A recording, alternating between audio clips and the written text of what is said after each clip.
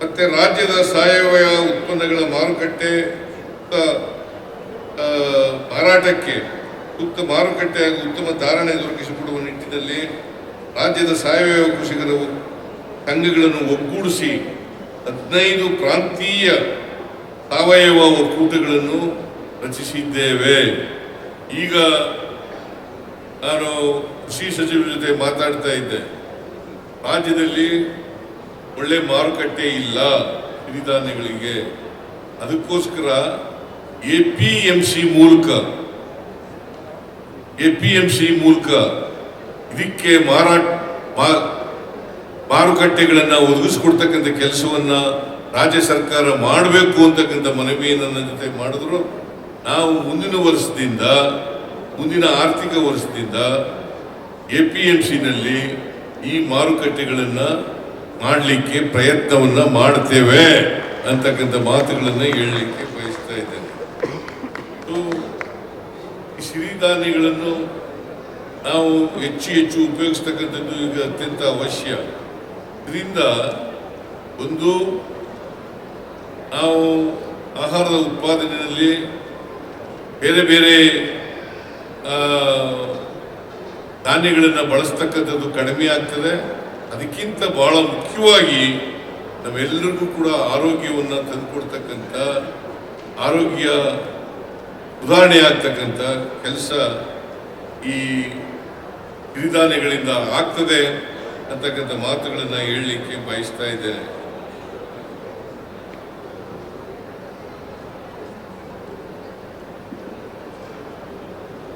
ಈಗಾಗಲೇ ನಮ್ಮ ಯೂನಿವರ್ಸಿಟಿನಲ್ಲಿ ಕೃಷಿ ಯೂನಿವರ್ಸಿಟಿನಲ್ಲಿ ನಾವು ಸಂಶೋಧನಾ ಕೇಂದ್ರಗಳನ್ನು ಕೂಡ ಮಾಡಿದ್ದೇವೆ. ಹಾಗಾಗಿ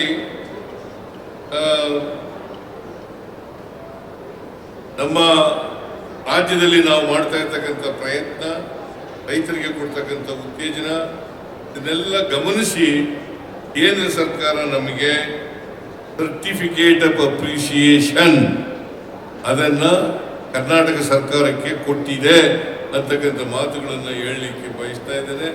ಕೇಂದ್ರ ಸರ್ಕಾರಕ್ಕೆ ಧನ್ಯವಾದಗಳನ್ನು ಕೂಡ ತಿಳಿಸಲಿಕ್ಕೆ ನಾನು ಬಯಸ್ತಕ್ಕಂಥ ಕೆಲಸ ಮಾಡ್ತೇನೆ. ಆದ್ದರಿಂದ ಕರ್ನಾಟಕ ಸರ್ಕಾರ ಸಿರಿಧಾನ್ಯಗಳ ಬೆಳವಣಿಗೆಗೆ, ಅದಕ್ಕೆ ಮಾರುಕಟ್ಟೆ ಒದಗಿಸಿಕೊಡ್ಲಿಕ್ಕೆ, ರೈತರಿಗೆ ಉತ್ತೇಜನ ಕೊಡಲಿಕ್ಕೆ ಅನೇಕ ರೀತಿಯ ಸಹಾಯವನ್ನು ನಮ್ಮ ಸರ್ಕಾರ ಮಾಡ್ತದೆ ಅಂತಕ್ಕಂಥ ಮಾತುಗಳನ್ನು ಹೇಳಲಿಕ್ಕೆ ಬಯಸ್ತಾ ಇದ್ದೇನೆ. ನಮ್ಮ ಚಲುವರಾಯಸ್ವಾಮಿ ಕೃಷಿ ಸಚಿವರು ಅವರು ಮಂಡ್ಯದಿಂದ ಬಂದಂಥವ್ರು. ನಿಮಗೆಲ್ಲ ಗೊತ್ತಿದೆ, ಮಂಡ್ಯ ಪ್ರಧಾನವಾಗಿ ವ್ಯವಸಾಯ ಮಾಡ್ತಕ್ಕಂಥ ಜಿಲ್ಲೆ. ಆ ಜಿಲ್ಲೆಯಿಂದ ಬಂದಂಥವರು. ಅಲ್ಲಿ ಈಗ ಒಂದು ಕೃಷಿ ವಿಶ್ವವಿದ್ಯಾಲಯವನ್ನೂ ಕೂಡ ನಾವು ಮಾಡಬೇಕು ಅಂತೇಳಿ ತೀರ್ಮಾನ ಮಾಡಿದ್ದೀವಿ. ಆ ಭಾಗದ ಅದು ಒಂದು ಇಂಟಿಗ್ರೇಟೆಡ್ ಯೂನಿವರ್ಸಿಟಿ ಆಗ್ತದೆ. ಅದಕ್ಕೆ ಹಾರ್ಟಿಕಲ್ಚರು, ಅನಿಮಲ್ ಹಸ್ಬೆಂಡ್ರಿ ಎಲ್ಲವೂ ಕೂಡ ಆ ಭಾಗದಲ್ಲಿ ಸೇರ್ತದೆ ಅಂತಕ್ಕಂಥ ಮಾತುಗಳನ್ನು ಹೇಳಿ, ಅದರಿಂದ ಆ ಭಾಗದ ಮಂಡ್ಯ, ಹಾಸನ,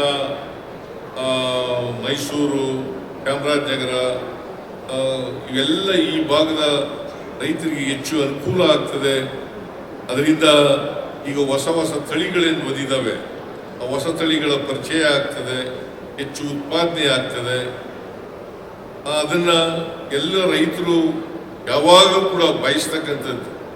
ಒಂದು ಒಳ್ಳೆ ಬೀಜ ಕೊಡಬೇಕು, ಒಳ್ಳೆ ಗೊಬ್ಬರ ಕೊಡಬೇಕು, ಒಳ್ಳೆ ಔಷಧಗಳನ್ನು ತೊಡಗಬೇಕು. ಜೊತೆಗೆ ನಾವು ಬೆಳೆದಂಥ ಪದಾರ್ಥಗಳಿಗೆ ಮಾರುಕಟ್ಟೆಯನ್ನು ಒದಗಿಸ್ಕೊಡ್ಬೇಕು ಅಂತಕ್ಕಂಥ ಒತ್ತಾಯವನ್ನು ಅವ್ರು ಮಾಡ್ತಾ ಇದ್ದಾರೆ. ಇವತ್ತು ನಾನು ಕೂಡ ಒತ್ತಾಯ ಮಾಡ್ತೀನಿ ಕೇಂದ್ರ ಸರ್ಕಾರಕ್ಕೆ, ರೈತರು ಒತ್ತಾಯ ಮಾಡ್ತಾ ಇದ್ದಾರೆ. MSP ಕಾಯ್ದೆಯನ್ನು ಜಾರಿಗೆ ತರಬೇಕು ಅಂತಕ್ಕಂಥದ್ದನ್ನು ಕೂಡ ಒತ್ತಾಯವನ್ನು ಮಾಡಿ ನಮ್ಮ ಎಲ್ಲ ರೀತಿಯ ಸಹಕಾರವನ್ನು, ಬೆಂಬಲವನ್ನು ಕೃಷಿ ಇಲಾಖೆಗೆ ಕೊಡ್ತೇವೆ. ಕೃಷಿ ಇಲಾಖೆ ಉತ್ತಮವಾದಂಥ ಕೆಲಸ ಮಾಡ್ತಾ ಇದೆ. ಚಲುವರಾಯಸ್ವಾಮಿಯವರು ಮತ್ತು ಅವರ ಇಲಾಖೆಯವರು ಇನ್ನೂ ಹೆಚ್ಚು ಉತ್ಪಾದನೆಯನ್ನು ಮಾಡಲಿ. ಕರ್ನಾಟಕದಲ್ಲಿ ರಫ್ತು ಮಾಡ್ತಕ್ಕಂಥ ಮಟ್ಟಕ್ಕೆ ನಾವು ಇನ್ನೂ ಹೆಚ್ಚು ರೀತಿಯಲ್ಲಿ ಹೋಗ್ಲಿಕ್ಕೆ ಪ್ರಯತ್ನವನ್ನು ಮಾಡೋಣ ಅಂತಕ್ಕಂಥ ಮಾತುಗಳನ್ನು ಹೇಳಿ ಇವತ್ತು ಸಾವಯವ ಮತ್ತು ಸಿರಿಧಾನ್ಯ ಅಂತಾರಾಷ್ಟ್ರೀಯ ವಾಣಿಜ್ಯ ಮೇಳವನ್ನು ಏನು 2025ರಲ್ಲಿ ಏರ್ಪಾಡು ಮಾಡಿದ್ದೇನೆ. ಇದರಿಂದ ಹೆಚ್ಚು ರೈತರಿಗೆ ಉಪಯೋಗ ಆಗಲಿ ಅಂತಕ್ಕಂಥ ಇದರಿಂದ ಪ್ರೇರಣೆಯನ್ನು ಪಡೀಲಿ. ನಾನು ಅನೇಕ ವಸ್ತು ಪ್ರದರ್ಶನದಲ್ಲಿ ನೋಡಿದೆ. ನಾನು ಅನೇಕ ಜನ ರೈತರು ಇದನ್ನು ಬೆಳೀತಾರೆ. ಇವತ್ತು ಗೋವಿಂದಪ್ಪನವರು ಕೂಡ ಚಲುವರಾಯಸ್ವಾಮಿ ಹೇಳಿದ್ರು, ಅವರು 90% ಸಿರಿಧಾನ್ಯ ಸಾವಯವ ಸಿರಿಧಾನ್ಯವನ್ನು ಬೆಳೀತಾ ಇದ್ದಾರೆ ಅಂತಕ್ಕಂಥದ್ದು. ಇದರಿಂದ ಬೇರೆಯವ್ರಿಗೂ ಕೂಡ ಪ್ರೇರಣೆ ಆಗ್ತದೆ ಅಂತಕ್ಕಂಥ ಮಾತುಗಳನ್ನು ಹೇಳಿ, ಇದಕ್ಕೆ ಒಳ್ಳೆ ಮಾರುಕಟ್ಟೆ ಸಿಕ್ಕಿದಾಗ ಇದನ್ನು ಹೆಚ್ಚು ಹೆಚ್ಚು ರೈತರು ಬೆಳೀಲಿಕ್ಕೆ, ಇದರಿಂದ ಜನರಿಗೆ ಅನುಕೂಲ ಆಗಲಿಕ್ಕೆ ಅನುಕೂಲ ಆಗ್ತದೆ ಅಂತಕ್ಕಂಥ ಮಾತುಗಳನ್ನು ಹೇಳಿ ನಿಮ್ಮೆಲ್ಲರಿಗೂ ಇವತ್ತು ರೈತಾಪಿ ಜನ ಯಾರ್ಯಾರಿದ್ದೀರಿ ಎಲ್ಲ ಜನರಿಗೆ ಧನ್ಯವಾದಗಳನ್ನು ಹೇಳಿ ನಿಮಗೆಲ್ಲ ಹೊಸ ವರ್ಷದ ಶುಭಾಶಯಗಳನ್ನು ಕೋರಿ ನನ್ನ ಮಾತನ್ನು ಮುಗಿಸ್ತೇನೆ. ಜೈ ಹಿಂದ್, ಜೈ ಕರ್ನಾಟಕ.